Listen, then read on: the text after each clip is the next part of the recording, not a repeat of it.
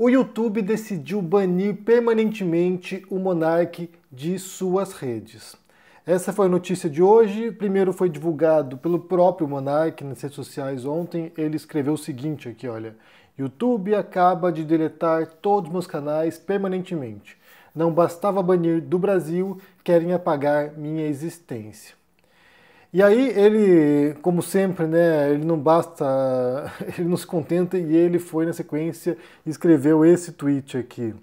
Amigos judeus, estou começando a entender na pele um pouco do que vocês passaram na Segunda Guerra Mundial. Uma merda mesmo. Espero não sofrer os aspectos mais aterrorizadores e horrendos que seu povo passou, como prisão, tortura e assassinato. Torço para que vocês consigam levar Israel para um caminho de paz e harmonia com seus vizinhos e próximos. Ninguém precisa da Terceira Guerra Mundial. Então aqui depois, na sequência, né, por causa dessa decisão do YouTube, ele se compara aos judeus que sofreram com o Holocausto. Basta recordar aqui como tudo começou e vamos entender algumas coisas sobre essa questão envolvendo Monark, redes sociais e YouTube, né? Praticamente 2 anos atrás, em fevereiro de 2022, o Monark, ele era um dos entrevistadores do Flow Podcast e entrevistando o Kim Kataguiri e a Tabata Amaral, ele e o Kim suscitaram um debate ali sobre livre expressão e defenderam, nesse aspecto, né, de uma livre expressão quase restrita, até a existência, até a tolerância com ideias bizarras, perigosas, violentas, como o nazismo. E aí o Monark deu um passo além, né? Ele disse que mais do que permitir a livre expressão de nazistas, que ele inclusive achava que deveria haver no Brasil o direito de um partido nazista legalizado.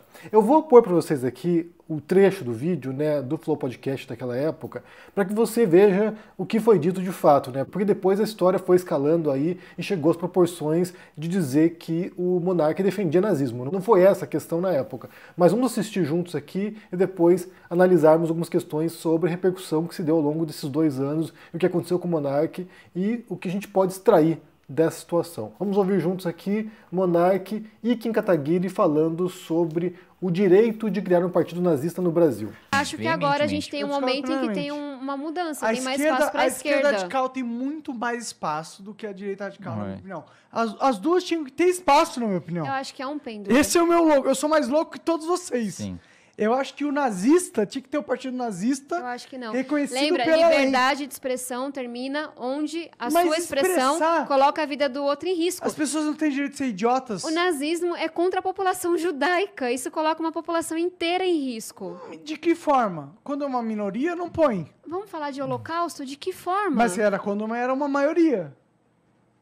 É anarquia, né? Não tem que ter lei, eu acho que não dentro tem que da ter... expressão, eu acho que a gente tem que liberar tudo. Eu Eu acho que não. acho que é Termina anarquia, onde porque fere a liberdade mesmo, do outro. O que mesmo... é a liberdade do outro? Você injúria a liberdade do outro? Não, a gente já concordou com isso não. Tô falando de existência. A existência de um Mas é partido uma injúria. A nazista injúria racial não fere injúria, no a final das existência da comunidade judaica, por exemplo.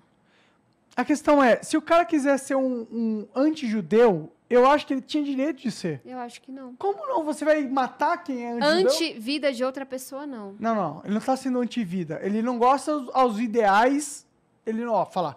Judaísmo não é um sistema de ideais. Judaísmo é uma identidade. Mas é uma religião, é uma raça. Mas ele é também um sistema de ideais. Sim, mas quem é anti-judeu não está falando assim, discordo mas dessa ele pode parte falar que é do que Abraão disse. Mas ele pode ser... Está questionando a existência daquela pessoa como um todo. Não, mas é isso a questão. Questionar é sempre válido. Questionar a existência nenhuma é válido. Eu acho que você pode questionar o que você quiser. Relembrar e viver, né? E aí é claro que isso aí gerou uma tremenda repercussão na época, né? Isso levou ao afastamento do Monark lá do Flow Podcast, isso levou a uma perda de patrocinadores do Flow Podcast. Muita gente que havia sido entrevistada pelo Flow pediu para que retirassem os programas do ar, ou seja, foi realmente uma repercussão tremenda e impactou muita gente, não apenas o Monark. Ele se afastou do programa, ele durante um tempo ali foi pro ostracismo e depois ele retorna com o Rumble. O Rumble era uma plataforma de vídeos, assim como o YouTube, e que se propunha a aderir a esse ideal mais irrestrito de livre expressão. E ele vai ali pro Rumble, até onde eu saiba, por intermédio do Glenn Greenwald, que também adota uma visão muito parecida com a do Monark, nesse quesito de que a livre expressão tem que ser a mais ampla possível. Então ele vai para o Rumble e começa a desafiar ordens do judiciário brasileiro, né, do Alexandre de Moraes, sobre conteúdos que foram cada vez mais radicalizando. Ele já tinha ideias muito esdrúxulas,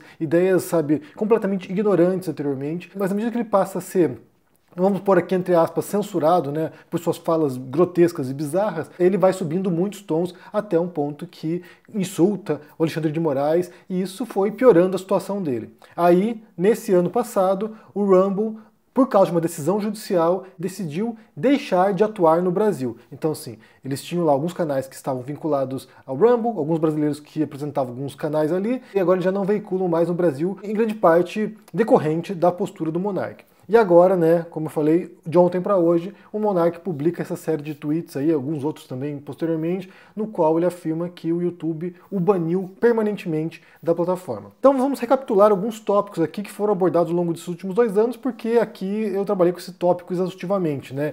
E foi curioso porque eu fui assistir a esses vídeos meus de 2 anos atrás, sobre esse tópico, né, sobre a repercussão desse caso. E é curioso porque eu assino embaixo de cada palavra que eu disse na época, né? Geralmente a gente muda de ideia ao longo do tempo, algumas coisas que a gente reflete e vai revisando a posição, mas nesse caso em particular já era uma questão sobre a qual eu já tinha elaborado ali a minha concepção e isso não mudou.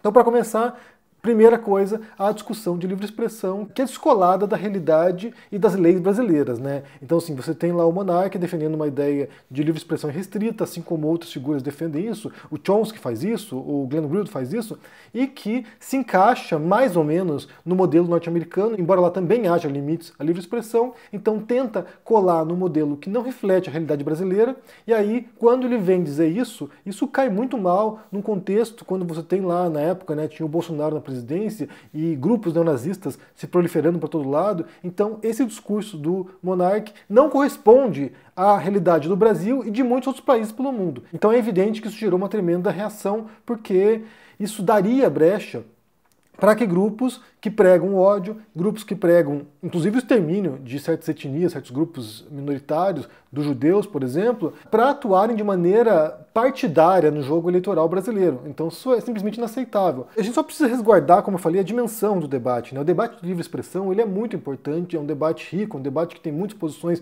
válidas, legítimas, mas que, no caso do Monark, o modo como ele expressa essas ideias é de uma maneira totalmente desengonçada e, como eu falei, foi radicalizando ao longo do tempo. Então, hoje em dia, por exemplo, o Monark é alguém que propaga as mais, sabe, inconcebíveis teorias conspiratórias por aí. Então, sim, de fato, ele foi adentrando ali no universo conspiratório e ele se sente como a vítima de uma conspiração global para destruí-lo, como se aquilo que ele disse fosse muito relevante.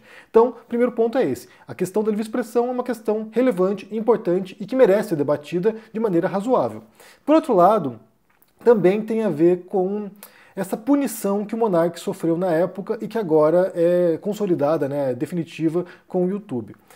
A gente tem falado aqui há muito tempo, não é de agora, sobre uma regulamentação das redes sociais, de modo que haja leis claras, regras claras para que essas redes operam, assim como há regras claras para outros tipos de negócios, outros tipos de empreendimentos, outros tipos de exercícios na sociedade. Então esse tipo de regra clara poderia nos fornecer algum tipo de transparência maior para nós, criadores de conteúdo, para sabermos por que as redes sociais tomam certas decisões. Nesse caso do Monark, por exemplo, me parece, até onde eu saiba, que em nenhum momento o YouTube esclareceu qual política específica que o Monark violou ao defender, nesse debate sobre livre expressão, a possibilidade de existência do Partido Nazista. A gente, quando cria conteúdo aqui, quando você vai publicar o vídeo, você tem ali várias diretrizes, né? Você vai selecionar o conteúdo e você vai indicando para o YouTube se há palavrões, se há conteúdo sexual, erótico, se há conteúdo sobre guerra, se há conteúdo violento. Você informa para o YouTube a questão polêmica que está no seu vídeo e aí eles decidem se o vídeo será monetizado ou não.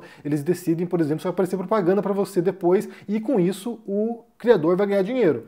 Então você tem as regras lá explicitadas e até onde eu saiba, né, até onde eu já li essas regras ali, eu não saberia onde você encaixaria uma questão como essa do Monark. É claro que ela gera reações negativas porque a proposta dele é simplesmente absurda, mas como isso se encaixaria na violação de políticas do YouTube não é tão claro assim, não é tão evidente assim. Até porque é uma empresa americana e que em grande parte segue as leis dos Estados Unidos. Claro que no Brasil tem que se adequar às leis brasileiras, mas até onde eu entendo ali, fica numa zona meio cinzenta sobre quais políticas correspondem a leis de quais local. Mas, de qualquer maneira, não há clareza sobre isso. Então a gente pode se indagar, sim, até que ponto que essa punição é justa. Até porque o Monark não é o pior criador que existe nas redes sociais. Ele tinha muita visibilidade, o Flow Podcast é gigantesco, tem milhões de seguidores, mas tem muitos criadores muito mais nocivos, muito mais prejudiciais, muito mais tóxicos e muito mais, sabe, vinculados a ideias de ódio, por exemplo, de pregação de ódio, ideias antidemocráticas, do que o próprio Monark.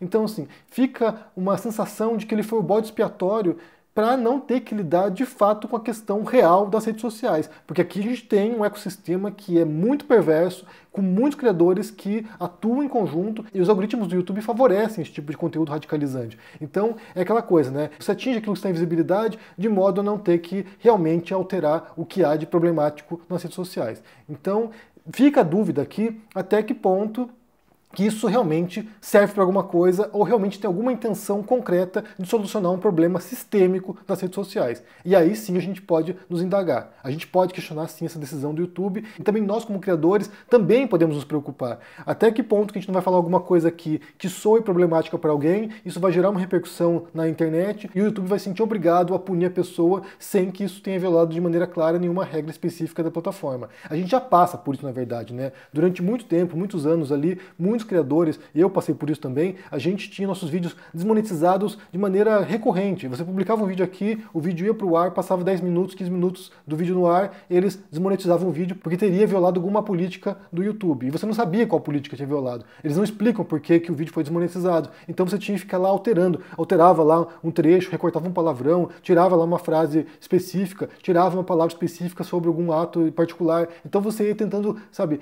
editar o seu vídeo de modo a você tentar se adequar a regras que você não sabia quais eram. E depois eles foram mudando um pouco o sistema, dando um pouquinho mais de transparência, embora ainda assim haja muita decisão que seja arbitrária e você não sabe por que foi punido. Então, nesse sentido, como eu falei, uma regulamentação externa, né, algum tipo de regulamentação estatal, poderia ajudar a plataforma a se adequar a algumas regras claras e que nós possamos saber o que fazer e o que não fazer, né? E é assim que funciona a lei, por exemplo. Você tem uma legislação, ali tem descrito o que você não pode fazer e se você fizer, será punido. Então a gente não sabe quais são as regras aqui e eu suspeito que, nesse caso, o Monark, como eu falei, tenha sido desproporcional dada, entre aspas, a infração que ele cometeu. Tem muita gente pior do que o Monark por aí e que está ganhando dinheiro, ganhando fortunas com o YouTube. Então é importante que a gente não esqueça a dimensão do problema. É muito maior do que o Monark. E outra coisa também que assusta, né? Que essa decisão seja tomada pela própria rede social e não através de uma ordem judicial. A gente viu alguns casos que criadores foram barrados, foram desmonetizados, foram inclusive proibidos de publicar vídeo com base em decisões judiciais. Aí é uma outra questão. Aí houve um processo, houve uma decisão judicial, houve lá um juiz que avaliou o caso, avaliou as evidências, e isso levou a essa decisão de proibir a pessoa de publicar vídeos ou monetizar o conteúdo por um tempo.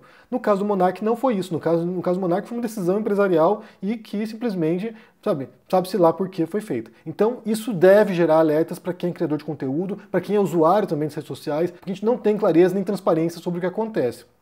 E isso em qualquer outra rede. Não é apenas no YouTube, também no Twitter, também é no Facebook, também é em outras redes, né? No Instagram, o modo como o conteúdo ele é veiculado pra gente, o modo como esse conteúdo é curado, vamos dizer assim, mas é selecionado para vir pra gente, não temos transparência sobre isso. E a gente também descobriu ao longo dos últimos anos como há um mecanismo perverso também, né? Nesse sentido de disparar certos gatilhos mentais nossos para que a gente continue aqui consumindo conteúdo de maneira exaustiva. Então a gente sabe que conteúdos horrorizantes, conteúdos radicalizantes, conteúdos apelativos, que eles têm uma adesão muito maior da audiência do que outros conteúdos reflexivos, conteúdos mais ponderados. Então a gente sabe disso, porque a gente acompanha isso na política e também em outras questões. Então, além da liberdade de expressão com seus limites, a gente também precisa de transparência nessa questão aqui. Eu entendo que muita gente está celebrando isso, né, essa punição perpétua do Monark agora, está aí, sabe, se regozijando com isso, o Schadenfreude, mas, por outro lado, isso também deve suscitar algumas preocupações, sim. De qualquer modo, eu quero saber o que vocês pensam sobre essa questão aqui, sobre essa manifestação do Monark agora, né, dizendo que ele foi banido permanentemente do YouTube. Como você entende isso? Se isso soluciona algum problema no YouTube? Se isso é apenas, como eu falei, um bode expiatório para não ter que lidar com as questões mais profundas do YouTube? E também como você entende a questão da livre expressão nas redes sociais. Se você é mais adepto dessa livre expressão irrestrita, né, de modo que você possa dizer o que bem entender e depois arcar com a lei, obviamente, mas como é que você entende isso? Ou se você acha que é preciso impor limites mais rigorosos para a livre expressão. Eu tenho minha opinião sobre isso, já expressei inúmeras vezes. É claro que a livre expressão, como qualquer outro direito existente, tem seus limites, mas continua sendo um direito a ser respeitado. Bem, me diga o que vocês pensam aí no comentário, deixa o joinha, se inscreva no canal aqui ativando o sininho, isso é muito importante para ajudar aqui no engajamento. Se torne um membro ou um apoiador para dar uma força e se cuide por aí. Um forte abraço e até mais. Tchau!